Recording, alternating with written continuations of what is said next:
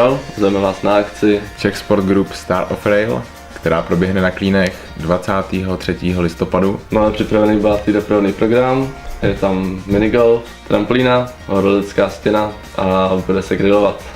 Pozvaný jezdci jsme my s Honzou Nečasem, účast přislíbili další jezdci z české špičky jako Robin Holub, Pepe Kalenský a další snowboardáci. Akce se pojede na doveženém sněhu ze zimního stadionu, překážky budou šejpovat známá Maximal Animal Crew z Klínovce a určitě přijďte na večerní afterparty, která proběhne na parkovišti ve velkém party stanu.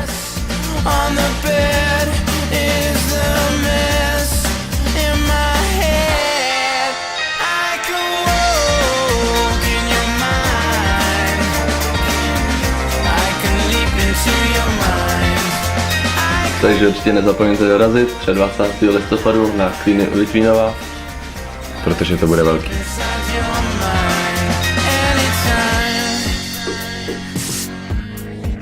When she's out with a friend, I turn off all the lights and I watch the motorway.